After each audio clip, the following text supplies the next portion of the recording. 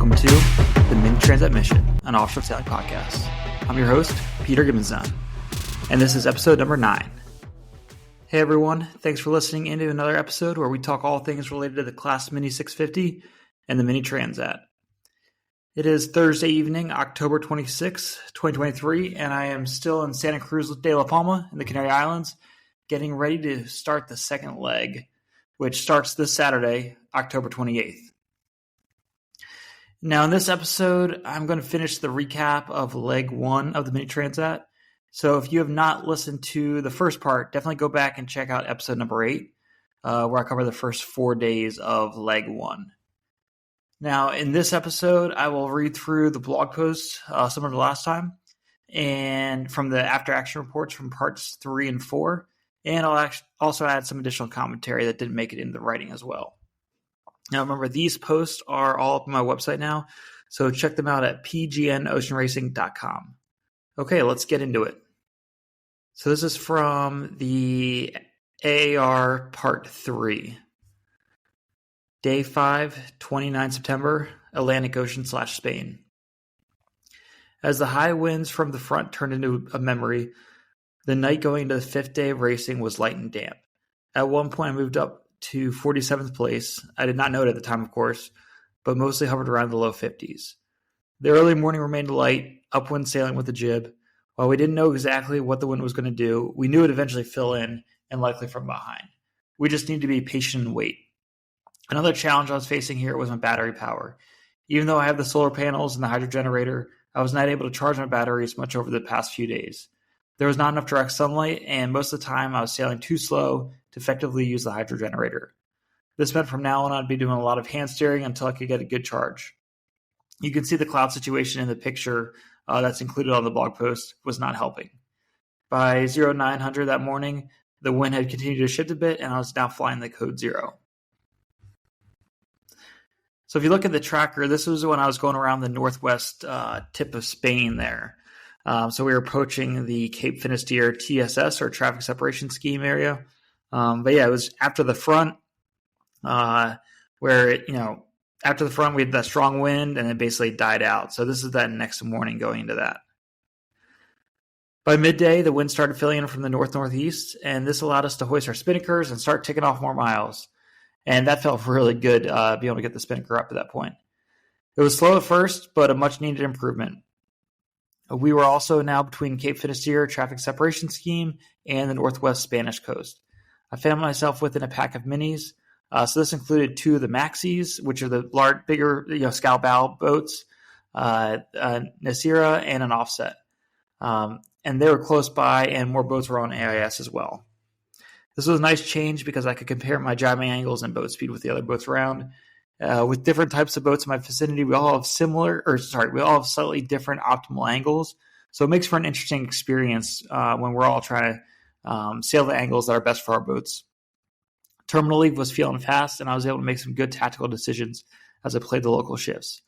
Unfortunately, it appeared that the wind did fill in first closer to shore, so some of the boats I had passed previous evening once again jumped in front of me by a few miles. And in the blog post, you can see there's a picture where I'm finally drying out the gear on deck. It's not a great sun angle, so the solar panels are blocked by the sails. So it's still low on battery power, but at least I'm finally able to start drying some of my gear out on deck. Now the big decision. As we passed Cape Finisterre and the southern part of the TSS, we once again were free of any restricted zones. So the major decision now was where to go. Do you hug the coastline of Spain and Portugal, or how far offshore should you sail? The next 24 to 48 hours would be the most difficult weather routing decisions that had to make during the entire leg. There were multiple high-pressure systems and a ridge extending from southwest to northeast, and you can see it by the light winds in the tracker at that point. So I was not sure exactly where I wanted to go at this point. However, there were 2 key things I was focused on at the time. First, I was not going to make a similar mistake again with sailing away from the fleet. It remained fairly light but manageable downwind sailing into the evening, and I continued to play the shifts. Second, the ridge farther west, I did not want to get close to the line of suspected no wind. As I'd find out later from other skippers, that ridge they kept telling us about for days really did not materialize into a no wind zone. And you can see much of the fleet heading southwest towards the ridge in the above tracker image. By the 6th day, I was comfortably in a solid pack of boats for some time now off the coast of Portugal. We were focused on playing the shifts and trying to figure it out where the best wind might be based off the limited forecast provided by the race organization. So this is day 6 of the race, 30 September. And only rarely would a boat sail away out of VHF range or sail back into the group at this point. While the wind remained generally light, at least the sun was outshining. So that was nice. Now, here are a few key points from my logbook from at 1300 that day. Sailing downwind on port with A2 spinnaker, boat speed is 4.7 knots and 6.9 knots of wind.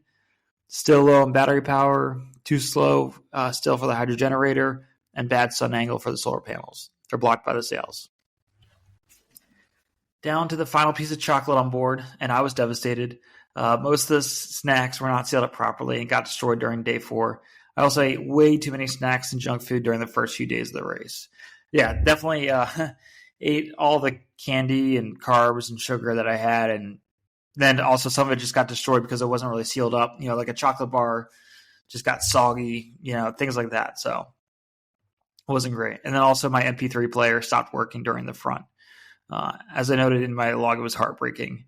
And it's been awfully quiet since then. In the late afternoon, the wind died completely again for a few hours, then filled back in. So we'd good downwind sailing initially, about 5 to 6 knots by dinner time, and then 8 to 11 knots by later that evening. Day 7, 1 October.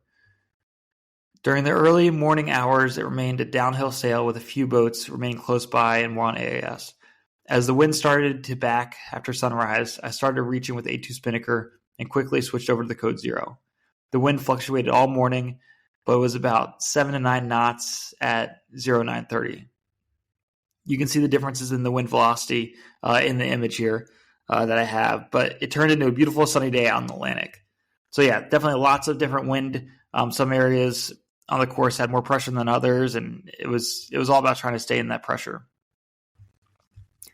Later that afternoon, as the wind increased and we were still in a close reach with the code 0, I actually reached the main end jib at one point when we became overpowered. It felt awesome cruising again at decent speeds and heading towards La Palma.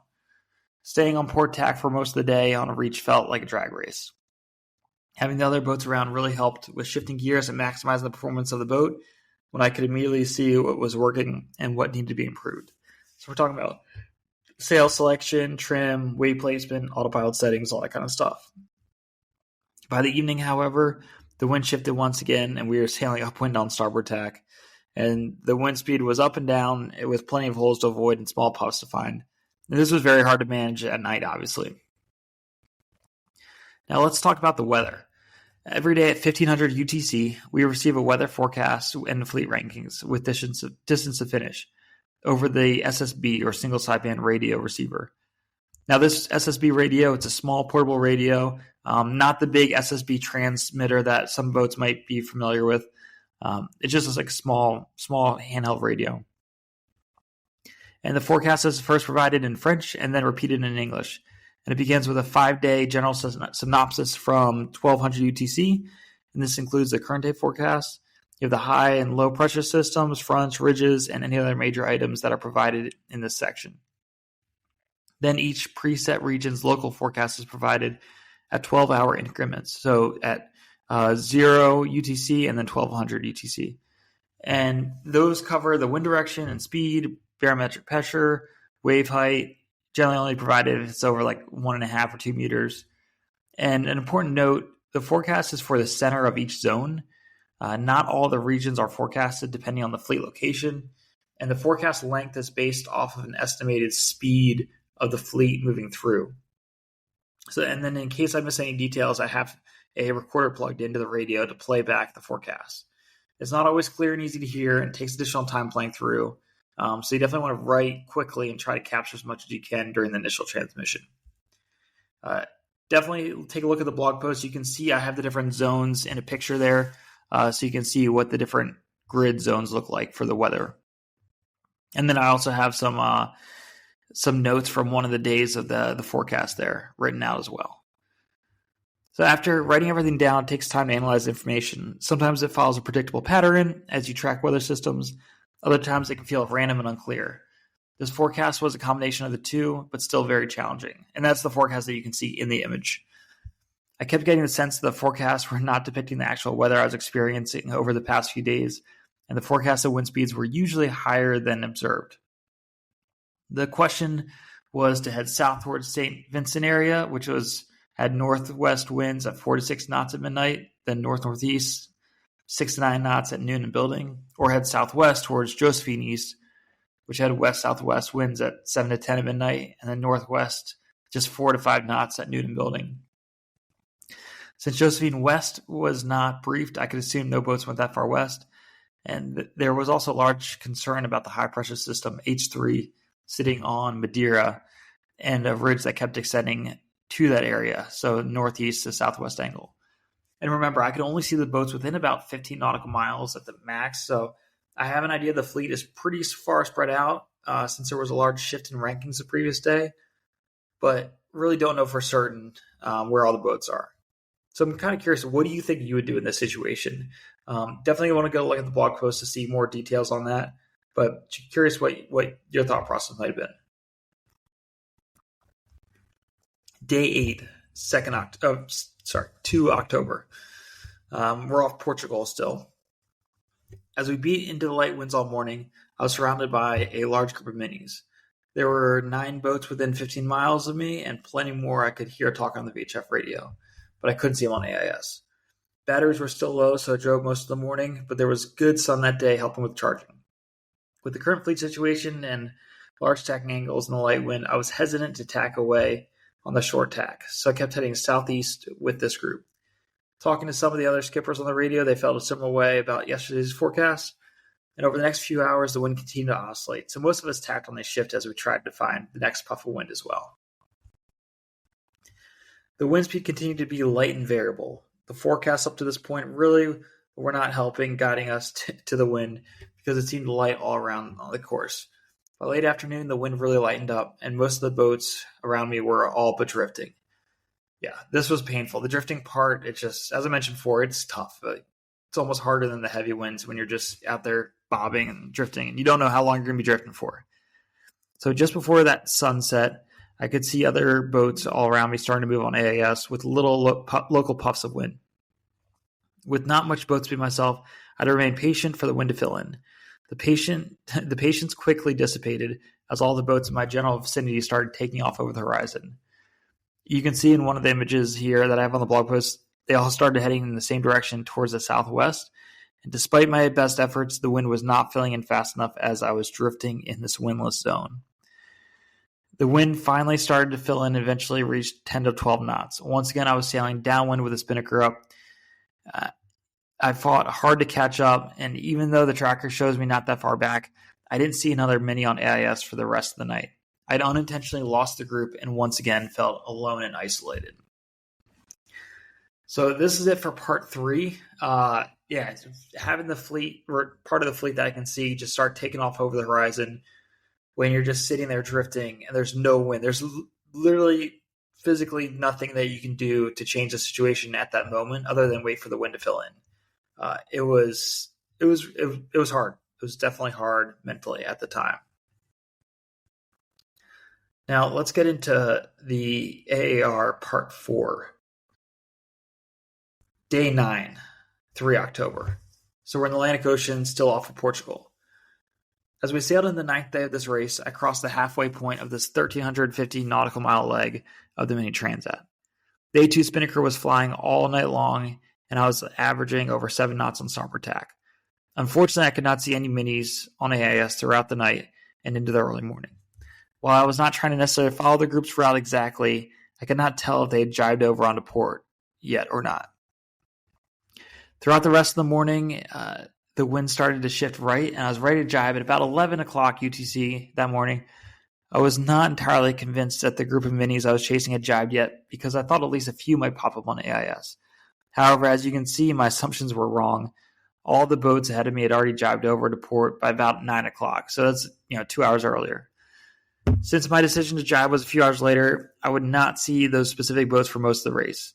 This was not a huge factor overall in my rankings, but was challenging mentally losing this group. Later that evening, I did not see many of these boats jibe back and cross my bow once again, as they were still just beyond AIS range. Day 10, 4 October. As the sun rose on 4 October, we are now just south of the latitude for Gibraltar and the entrance to the Mediterranean Sea.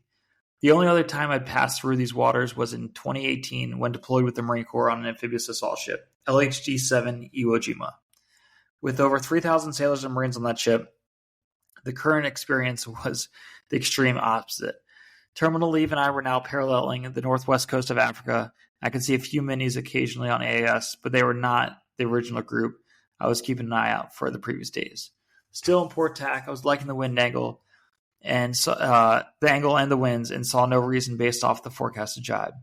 It's funny looking at the tracker now because at the time I was feeling pretty lonely out there, thinking most of my competition had sailed away from me over the past few days. Little did I know I had actually gained some of the ground, and this part of the fleet had consolidated a bit, even just briefly. Terminal Leave was surfing down waves and spent most of the day averaging over 200 nautical miles for the previous 24 hours. Yeah, so west of Gibraltar, not many boats around.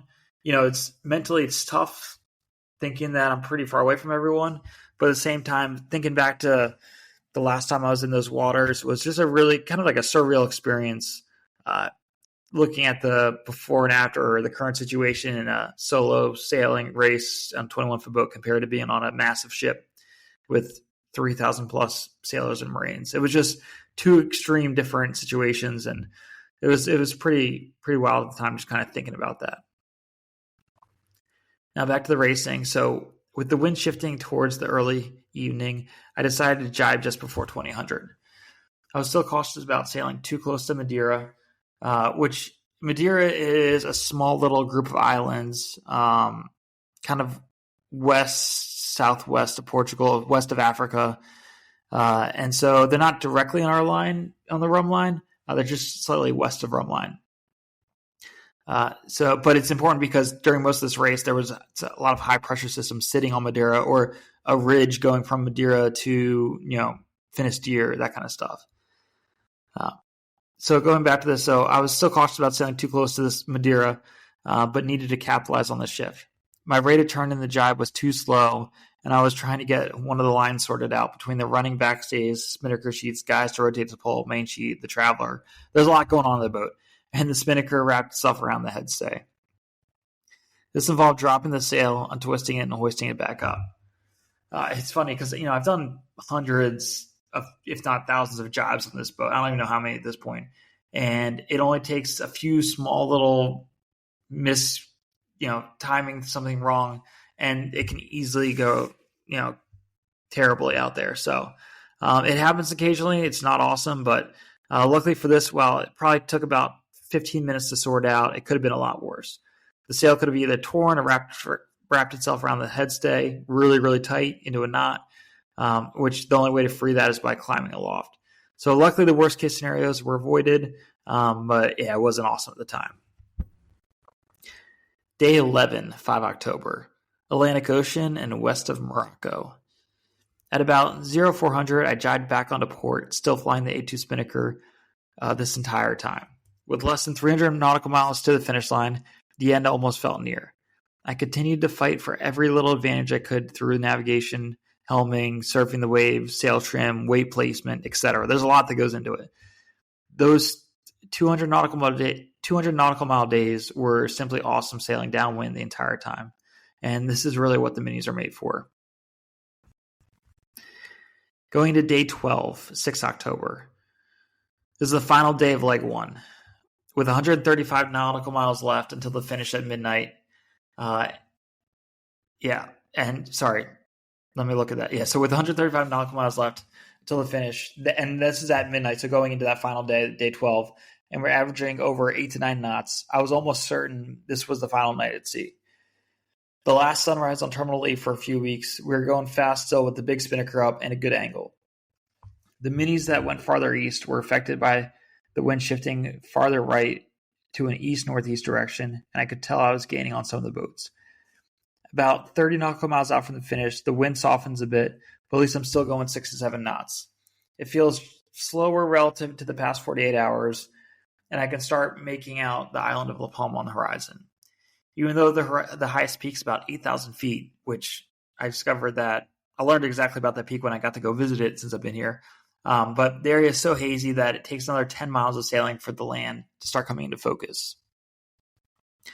With 20 miles until the finish that afternoon, the wind continues to lighten. As it rotates, I switch from the spinnaker to the code 0 on a close reach. Eventually completely drops out with about 15 nautical miles to finish. Over the past few hours, more and more minis that I had not seen for days appear on my AIS. At first, I think they might be catching their signal from the harbor or the dock. However, I occasionally hear a few voices on the radio and see that their speed over ground are all hovering around 1 knot. Eventually, I realize they too have not finished yet. There appears to be a bubble of no wind on the eastern side of La Palma. The finish line is located centrally in this impenetrable area just off the coast of Santa Cruz de La Palma. Oh my gosh, it was so painful to get in there. And just, seeing all these boats sitting there and realizing as the wind's dying that I'm going to be part of this and not knowing how long it's going to take to get through this or when the wind's going to fill in again. And you're just so close. I mean, you're 12 days into this race and you're just drifting once again. There were also swells growing and rolling in from behind that make it almost impossible to catch the 1 to 3 knots of wind as the little boats are tossed around. The endless luffing of the sails banging on the mast was starting to drive me crazy. With the haze that afternoon, I still couldn't even see the finish area or town. I ended up setting the autopilot to compass mode, which, remember, my autopilot can do compass mode, apparent wind angle, true wind angle, which normally I sail off the wind angles. But for this, I switched it to compass mode and set a course to following the swell direction towards the vicinity of the finish line. The swells and current propelled me forward just over about 1.5 knots.